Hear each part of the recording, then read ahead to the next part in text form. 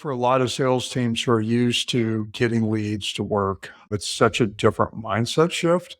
And I underestimated it, honestly. Like, I'm kind of like, this is the best thing ever. It's the biggest no-brainer since no-brainers, right? Like, why wouldn't you do this? And just to kind of see the resistance to change, it's like, all right, this is actually a change management problem. It's not a data and technology problem. This is Revenue Makers, the podcast by 6 Sense, investigating successful revenue strategies that pushed companies ahead. Oh, Adam, are you ready for today's episode? Oh, I am. So who do we have in the hot seat today? We are going to be joined by Carey, CMO of Quantive. Quantive is a SaaS company providing a platform to connect your OKRs to business performance. Casey's background is incredible, by the way. He's got multiple CMO gigs at some really amazing companies, along with some time at some smaller, lesser-known companies like Google and Adobe, you know. Casey's also very involved with our CMO Coffee Talk community at 6 Sense. Well, so we're going to dig into a topic that could not be any more near and dear to our hearts here at 6 Sense, which is really the transition to an account-based strategy. As is the theme of our podcast, it's not just sales, it's not just marketing, it's an entire organizational shift. And he's been there multiple times, so really excited to dig in. Love it. Super actionable, I'm sure. Something tells me this is going to be so good. And when we're done, we'll walk away with some really amazing and actionable insights. Game on. All right, Sima, here we are again. We are back. Another episode. Super. And I say this every time, but here I am excited yet again. I'm always excited, but we have a really great guest with us today. Carey is going to talk about account-based, which a little bit near and dear to our hearts here at 6 Sense, Casey. So thanks so much for joining us. Really appreciate it. Sure. So I think we're going to just dive right in. And I think we'll start, I don't want to say elementary, but maybe it's elementary, because I think a lot of people could describe account-based marketing, account-based sales, account-based revenue. I guess from your perspective, how would you describe an account-based strategy from the beginning? Yeah, great question. Obviously, lots of people have opined on this. I think the main difference is you start with the account, right? In classic lead gen, you're probably looking at leads or contacts, and maybe you work into an account more broadly, but often it's a one and done type of motion. Account-based really forces you to think about who are the most important accounts, and then who are the people within those accounts that make sense for you to put your messages in front of and engage with. So a lot of the tactics are the same. I think it's just a different strategy or a different approach. And clearly there's strategic approaches, there's velocity approaches, there's a lot of variations on account-based marketing, and probably the traditionalists would say it's more strategic than velocity, and that's fine. But yeah, so it's starting with accounts and then working from there from a campaign perspective. Yeah, makes sense. And I like what you said there. I mean, I think it truly can run the gamut of more transactional commercial type accounts all the way up to strategic. I mean, at 6 Sense, we apply an account-based approach at scale, whether it's doing one-to-one programs or one-to-many accounts. And so what would you say, Casey, have been some of the key benefits that you've seen transitioning to an account-based revenue model? Yeah, and the obvious one is you're starting with an ICP, and a set of accounts, whether it's 10 or 10,000 that you've decided are your most important accounts, and you're putting programs against those, right? So I think just that targeting and a natural outcome of that, if you agree with sales on the ICP, now we've got alignment. Like, we've all been marketers forever, and one of our favorite things is, sales saying, quit sending us the wrong accounts, right? And it's like, but we agreed on those accounts. So it forces that conversation. And I think that's a huge value and benefit that comes out of it. Yeah. How do you go about getting that alignment? Yeah. I mean, it's a very easy thing to say. I mean, we've got a lot of companies coming up on annual planning for the next year. How should we even start? It was one of the first things I took on in my current role. There was no alignment, honestly. Marketing was doing their thing. Sales was doing their thing. They were both pissed off at each other. It was, kind of classic situation. So sit down with the sales leadership and force the conversation. And it was a hard conversation because often sales doesn't want to close the aperture. They don't want to lose the possibility have as many opportunities as possible, right? And I said, I can't target everybody. I don't have enough money. I don't have enough people. I don't have enough time. Who should I spend my money on, right? And so just having them be okay, particularly with, we're not saying that if somebody comes in the door that's not in our ICP, we're not going to try and close them, right? Like we will always be opportunistic within reason. But if we're going to focus our time and effort, let's agree to what those are. And we've gotten there. Even we're doing our planning now, as you mentioned. And I sent a Slack to our chief revenue officer and said, this is who we're currently targeting. Still agree or disagree? And she took some countries out. We made some changes on industry focus and a few other things. So once it's there, and you agree, then it just becomes a basis for continued decision making. In some of these conversations, and maybe other companies need to have the conversation about, do you find that sales is holding the concept of a lead still kind of wholly, we want leads? I know you said they don't want to miss any opportunities, but has that saying, okay, we're moving away from that, has that been a big part of it too? Or just ultimately, the targeting and the ICP? Or where's your biggest, I don't want to say struggle, but where's the biggest struggle or challenge really been? Yeah. Oh my God. The lead is not dead. I'm sorry. Sorry to say that. I still love their leads. Why can't we get hundreds more hand raisers? I'm like, I would love to have that happen. It would drive down my CAC significantly if I could do that. I'm working on it. But yeah, I mean, one of the things that I think really helped us was just pushing that mindset of, hey, this isn't a person who we think might be interested. This is an account who looks like the rest of our customers, who's showing sufficient intent that we should invest our time and effort. Your job is to actually build out an account engagement strategy, right? So it's no longer like, I'm going to run a 16-step sequence against this person. It's, okay, here's my target personas. Here's the people I really need to go after. Here's some people on the periphery that I want to stay in front of, and really get them to think about strategic selling into an account with marketing supporting it. And that's a big mindset shift. And I would say maybe 2/3 of our sales team are fully embraced in there. We still have the ones who I go look at kind of the account, outreach and what's happened on accounts, what the level of engagement is, et cetera. And there's times where I'm just like, that's all we did? And sales leadership's bought into it. So fortunately, they've put in place account engagement scores. So they look at the book of accounts and look at the level of activity, number of contacts, number of engaged contacts, et cetera. And basically, you can't turn an account back in until you've fully worked it. And the account engagement score kind of enforces that mindset. Nice. Just to close out the topic of kind of the definition and alignment, I feel, just some really tangible takeaways for the audience. What sorts of criteria are you including in that ICP? And I heard you mention country, I heard you mention industry, but just, if you could rattle off a couple of them. Yeah, I think ICP means a lot of different things to different people. Some people go as far as including persona behavior data in an ICP. We stop at fit. This company has the technographics that look like our customers. So we draw a pretty hard line, and then we have separate target personas, and then separate intent data, right? And you put all those three things together, here's your priority accounts that you should go after. Some people look at that entire thing. A great kind of anecdote on the alignment.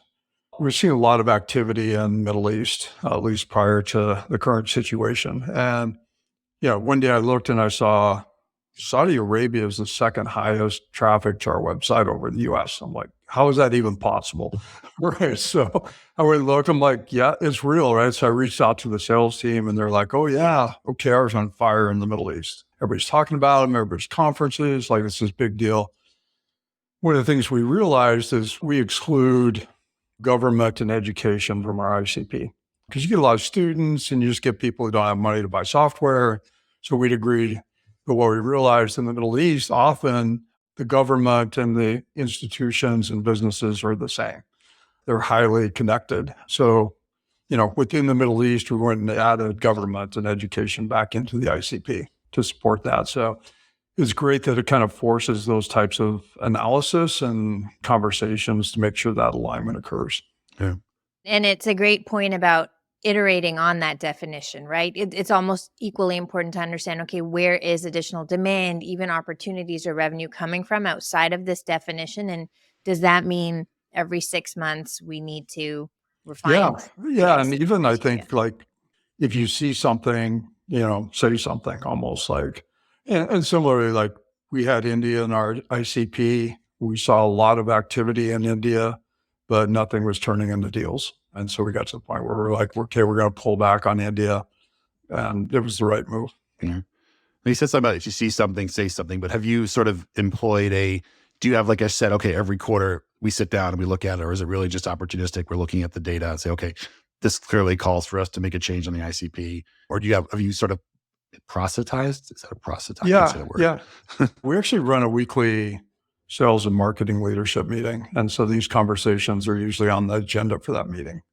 And they tend to be from some very tactical ones. And we're removing this field from our forms. And here's the impact on the BDR team to, hey, we're spending a ton of money in India, not seeing any deals over the last 6 months. What do you want to do? Right. So I love that. And we weren't going to go there yet, but I think the strategy is one thing. The alignment almost does have to continue to be, I don't want to use the word forced, but you need to have a forum to be removing some of the silos between sales and marketing. And so you mentioned you have a weekly meeting. Who's in the meeting and who runs Sure, the meeting? absolutely. And we use the term interlock just to kind of force that, like, here's why we're here, right? Yeah. It is to raise issues, make decisions, and agree. So it's ran by our head of RevOps. Yeah. Makes sense. Interestingly, like a lot of the issues are having to do with our technology or reports and things like that. So he runs it. He reports into our CRO. So we've got the CRO, we've got our theater leaders who are basically vice presidents of sales, North America, Europe, Asia, myself, and then my head of demand gen are in that meeting. Oh, and the leader of the BDR team. Got it. So enough seniority in the room to make these decisions Yeah. then, which is, I think, an important point. Yeah. Yeah. It's interesting. We tried this 2 levels down and it was not successful. Partly personalities, partly just didn't feel like they had the authority. And so it's kind of like, all right, I agreed with our CRO. We've got numerous issues. Let's figure out a mechanism so that we could get these resolved and move much more quickly.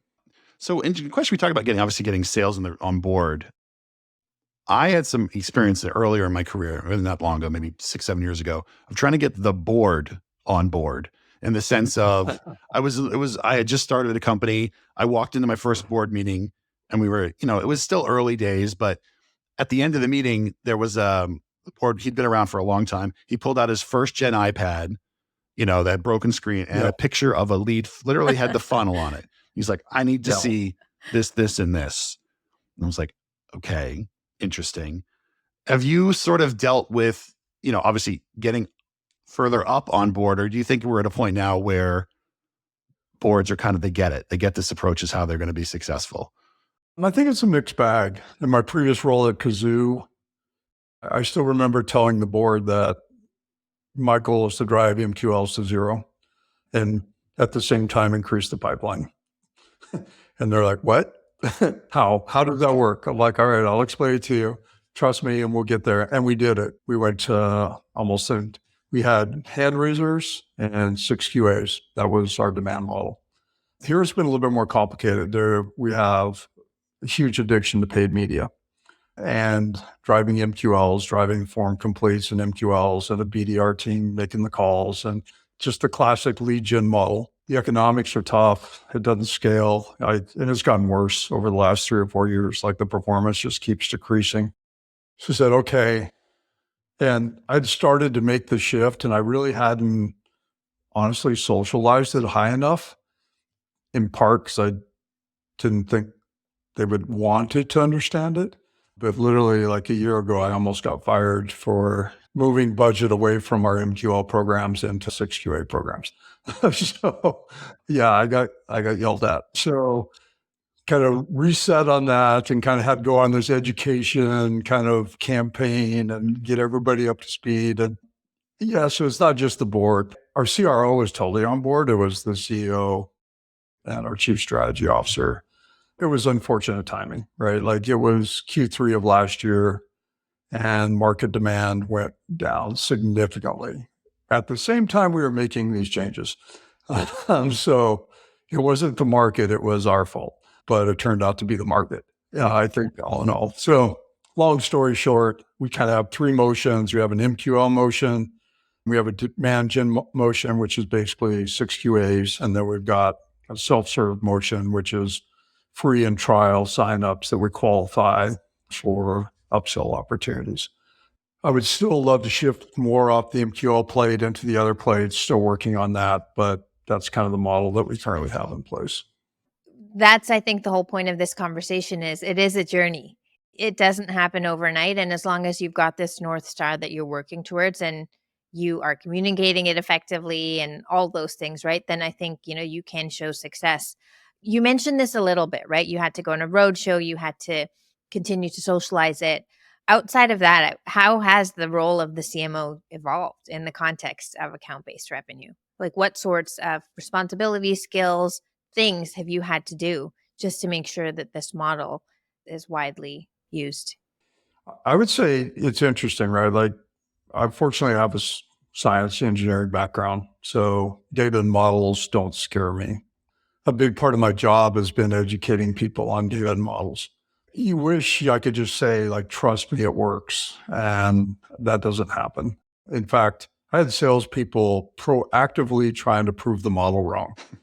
Right? I'm like, it's not, Because they Thanks. know that's better. not possible, actually.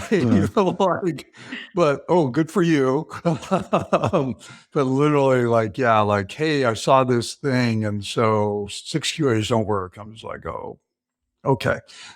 Right. So, or not believing it. And here's like a really good example. So it's not too much of a stretch to think that people who are researching or thinking about remote and hybrid work models may also be interested in OKRs and other types of goal management. Because it turns out if people aren't in the office together, you have to spend more time making sure they have goals and are delivering and being held accountable. Right. So, but without fail, at least once a week, I'd get somebody like, why are we marketing to people who are searching for remote work? I was like, look, if it's important in the model, like the model will decide, right? If it's not important, either way, you don't have to worry about that. What you have to worry about is this a 6 QA and should you be working or not? But they're like returning 6 QAs because one of the keywords that came up was remote work. I was just like swimming upstream against those kinds of things quite often. And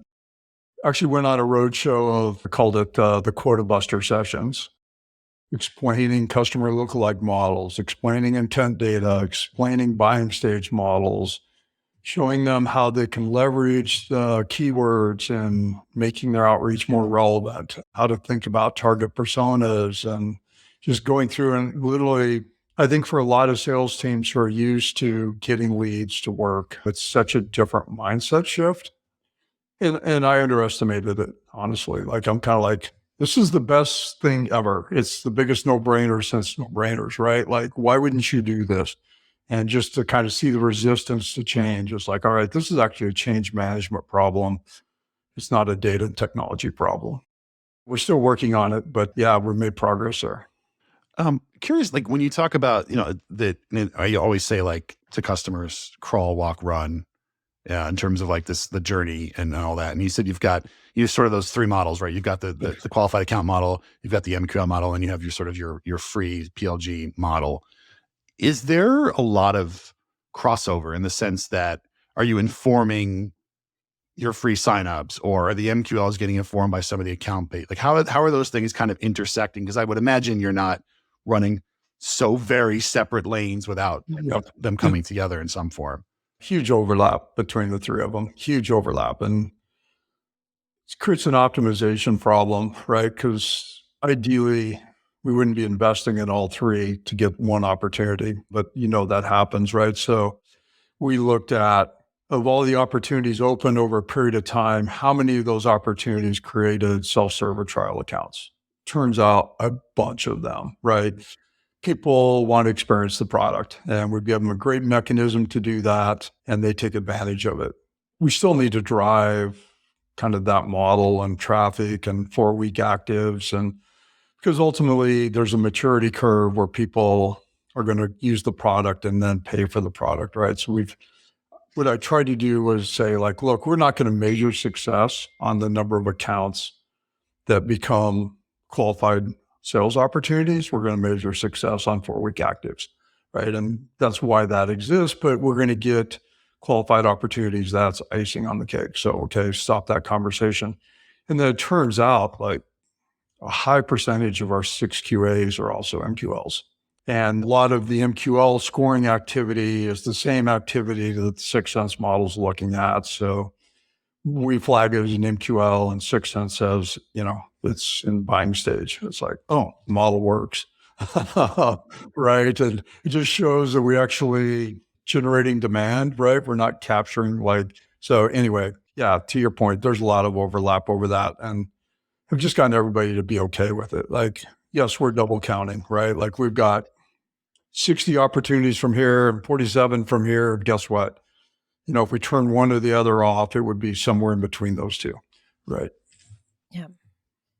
So, because we kind of went there, Yeah. can we talk about how the metrics changed when you went from an inbound MQL model to diversifying into the 6QA, which just for the listeners, I will say a 6QA is a 6 Sense qualified account, which essentially means that an account has shown enough intent that it really is ready to be passed to sellers. Exactly. So we basically manage three funnels. We have metrics for 3 funnels, particularly for the 6QA funnel.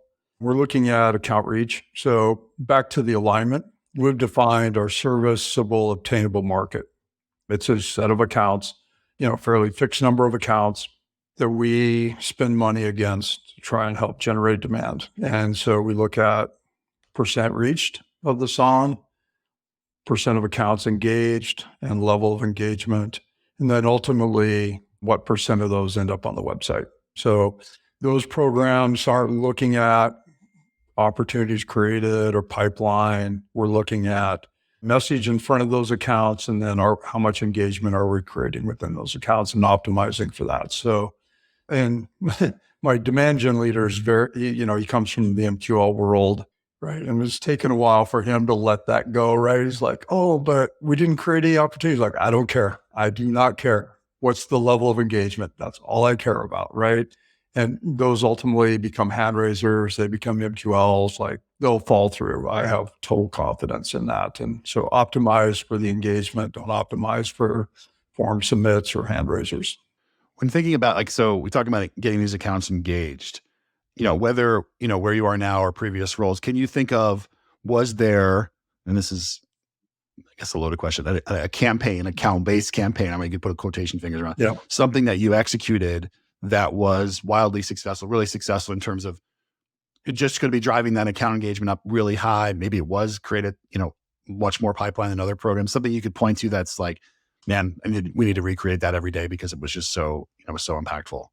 Yeah. So we found that with functional role campaigns. So we did a CIO campaign, CIO being a placeholder for a senior technology leader. We would go VP and down, but it's a classic playbook of learn what their pains are, put together some content, connect it to the solution, create the landing pages and the assets and the ads, give the BDRs the right outreach stuff in context, and just really focus within the song, let's go after these personas. With that strategy, we're seeing really, really good results. Like can't think of any of the numbers off the top of my head, but really good results. I mean, the challenge is content, right? So we've been every quarter we chunk through a function, right? Have done chief strategy officers, we've done chiefs of staff, we've done CIO. And we actually started with the highest level of content engagement on our website. So we're looking at okay, CIO is one of our most popular pieces of content. Let's go ahead and build out a full journey campaign for CIOs and just kind of looking at it that way and chunking down the list. So those seem to work well. In the past, I've ran a credit union campaign, 580 credit unions in the US, going to go after them. Not that expensive to go after that small number of accounts, but saw really high performance out the other side. Yeah. And the beauty of this approach is You're tailoring the content based on what you know is resonating with them, right? What keywords they're interested in, what existing content is resonating, like you said, that CIO page, right? You're just building on that. But oftentimes in the B2B side in particular, like we tend to assume that these folks are getting a very curated experience on the B2C side of their life already, right? They're demanding it and frankly expecting it at this point from their B2B interactions too. And so it really is a challenge for us as marketers to be curating that journey for them and to be giving them that personalized view of what we know is a pain point for them and solving it and giving them all that information as opposed to the traditional sort of one size fits Yeah. all Yeah. I think if you look at my campaigns that have been out inbox, I would there. say most of B2B marketing is not very relevant. Yeah. It's pretty bad. But you're right. It takes work and effort, but the results are there. And it's the gift that keeps giving, right? Like it's not like, hey, let's run this campaign for this quarter and then do something else. It's like, no, that campaign's an evergreen campaign now. We may update the content, we may update some of the targeting, but that is an evergreen campaign that we will continue to run and monitor performance against. Okay, now let's do another one of those. And I think that's how you create compounding effect over time. I think to your point, I think too often as marketers, we get bored. We come up with this great idea, we do all this work, we put it in market.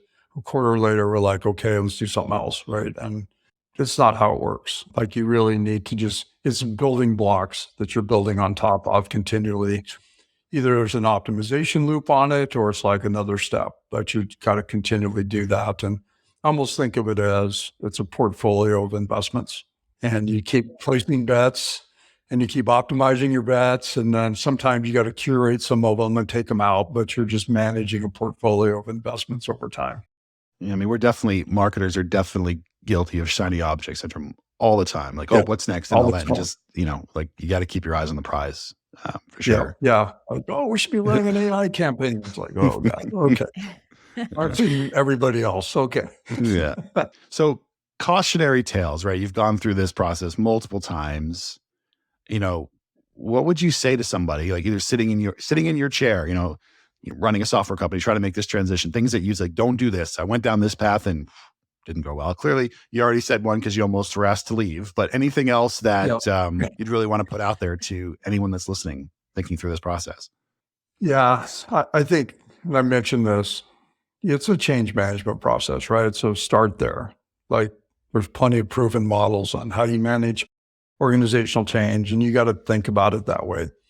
I mean, like I said, me as a marketer and like understanding how this stuff works and what the potential is kind of like, why would you not do this right now? Right? Like, I'm not going to spend my time convincing you should because it's so obvious, but that's not how it works, right? So really thinking about it that way, identifying some champions, like we always do this. I've got 2 or 3 people who every time, and love these stories, right? Like, oh, this count 6 QA'd. 3 days later, they came as a hand raiser. 2 days after that, we've got an open opportunity. It's moving fast, right? It's just like get those success stories out there. People want to be part of the team that's winning, right? So just kind of create that momentum as part of that. 2 things we did that were game changers for us. We moved to a dynamic book model for sales. And the basis of the dynamic books is now 6 QAs. Before that, they could pick their own accounts or they could pick 6 or work 6 QAs or whatever they wanted to do, right? And it was an uphill battle to get them to work 6 QAs. But at the same time, at any point in time, we had 1,000 6 QAs not being worked. And so anytime somebody would complain about pipeline, I would remind them that there was more than double our current pipeline generation going unworked. Makes me cry. Gosh. Right. Yeah. So she's kind of like, I'm handing it to you on a platter. Like, let me help you take advantage of it. Right. Help me And help so you, finding yeah. those people who really want to take advantage of that and create that success and then just building on that momentum worked pretty well. Wow. Nice. And then, of course, I love the sharing your success stories, really building that momentum, planning out where to start, how to show those early successes, and then hopefully, everyone will get on board. What role would you say technology plays in the execution of an account-based strategy? That's a huge, it creates a lot of complexities, right? And there's still some gaps in the technology, I think, that are kind of hold people back. It's without question the right way to do it. But now it's just much more complicated. Some of these accounts, we've got upwards of 100 target personas in an account that they're trying to work, right? And so you start getting into like, are these people in the US or are they in Europe? Like, where's the interest coming from? And can I focus in on that? And are these the right personas? And, one of the things we really struggled with is, in the ideal world, the sales team would be like, tell me who to call and what to say to them, right? And we're kind of I can tell you which accounts you should focus on. I can tell you the personas that you may want to outreach and the things that they're interested in, but you're going to need to connect all the dots, right? And I think some of our salespeople struggle with that complexity of trying to connect all those dots. So either they just don't do it or they kind of just do the same thing for everybody. And then those who are really thinking about it strategically are the ones who connect the dots, get the right personas, get some relevant messaging going in their outreach sequences and start building, a map of the account and start working each of the opportunities within it. So yeah, if I could wave a magic wand, it would be taking a very well thought out persona map, a 6 QA account, and handing them all the contacts with kind of the value messages for each one. Like if I could automate that process, Yep. I would be a hero. But a lot of them struggle with that right now. It's complex. It's a hard problem. Sure. Yeah. It is. There's so many companies that understand the value of an account-based approach, but they're hesitating to make that transition, right? There's like this, our data's not great, or like there's always a reason, right? What would you say to those folks? Yeah. Who understand, like they're sold on the concept, but they're just hesitant to make that Yeah, my change? favorite response really is, what's the alternative, right? I've got something that's better than kind of anything else you're going to do. It's not perfect. It's not even close to perfect, but it's marketably better. So you could randomly pick counts and try and contact people, or you could take accounts that look like our best customers and that we think are in market for what we sell. Which one would you like to eat? And often they're like, okay, I'll do it. Right. But they still don't like the answer, but they're like, all right, that's a better answer than the other alternative. So, okay, I'll do it. So that seems to work. You've always got the skeptics. What's the famous box quote? All models are wrong, but some are useful. Yeah. In B2B, pretty much all the data is wrong, but some of it's useful. It's just getting people to understand that like, this is better and it's going to get you farther faster. It will never be perfect and we all need to be okay with that. It's just the way it is. And they know that. They're like, oh, but you got this magic box. It should all be perfect. It's like, no, sorry. Yeah. Still got to put in the work. Yep. So we have a regular question or segment that we ask everyone Sure. to kind of line us out here towards the end. So what is the most ridiculous thing that you've been asked to do in any role, whether positive or negative? So to give you an example, we had one guest who was told to sunset an entire product 3 days out and just say, oh, you got to shut down until our entire customer base. Or someone else that was told to hire an entire enterprise sales team in 3 weeks. So anything crazy out there? The outcome could be positive. The outcome could be disastrous. So my boss, not to be named, got excited about this idea of basically creating a BDR bot. So he wanted to automate taking 6 QAs, scraping the contacts where we could get that data for a target set of personas, automating the outreach sequences, and basically building an automated machine to work 6 QAs. And maybe even beyond 6 QAs, right? Like we're going to go into consideration. We could go into ICP week. Like we can open the aperture, right? And the ridiculous part was, don't tell anybody in sales you're working on this. Secret, right? It's like, I've spent all this time and effort creating such a great relationship and alignment with the sales organization. And now you want me to it was, if you read between the lines, he didn't believe sales was doing their job and he wanted me to do their job for them, but not tell them I was going to do it for them. Well, you did have 1,000 unworked QAs. Let's not forget. Yeah. Go. I mean, that's actually where the idea started, but it kind of spun out of control. Fortunately, I did a lot of work on that, including we've got an in-house team whose remit is to use technology and AI to improve our business processes, which is such an amazing thing to have. I can just point them at a problem and they'll go solve it for me. They help solve some of the take a persona map and go get me all the contacts problems, which was pretty interesting. But fortunately, I ended up not having to put it in production and roll it out. So that's a good one. It's a good one. I will say, though, Casey, we do that. Yeah, I know. I and believe it or not, I took a look at 10%. Yeah, 10% of our pipeline is being generated through this autonomous AI assistant. Yeah, so, no, I don't think it's a bad idea. When done well, yeah, I don't think it's a bad idea. Like I said, particularly for unworked 6QAs or even other accounts, like nobody's touching them, so who cares, right? Like, let's go work them, and if we get 10% out of it, that's awesome. That's 10% more than I had. So yeah, I think conceptually it's a great idea. I think the hard part was trying to like replace the sales team. Yeah. I don't think it's a replacement. No. To your point, it's an augmentation of what do they not have capacity for? Let's make sure. And they should know about it. It would be good to share. Yeah. It's not going to help It was alignment a too much. political play. It was a political play, and I was the pawn. Well, this has been great. Really appreciate it. I know we ran long on this, but this is a great topic, near and dear to, I'm sure, all of us. And so, Casey, really, really appreciate your time today. There's actionable insights out the wazoo here. So hopefully everyone that's listening is taking heavy notes, or you can obviously hit the replay button. So again, thanks so much for joining us. Really appreciate it. Yeah, my pleasure. Thank you for asking me. And any questions anybody has, feel free to reach out to me. You've been listening to Revenue Makers. Do you have a revenue project you were asked to execute that had wild success? Share your story with us at sixcents.com/revenue, and we might just ask you to come on the show. And if you don't want to miss the next episode, be sure to follow along on your favorite podcast app.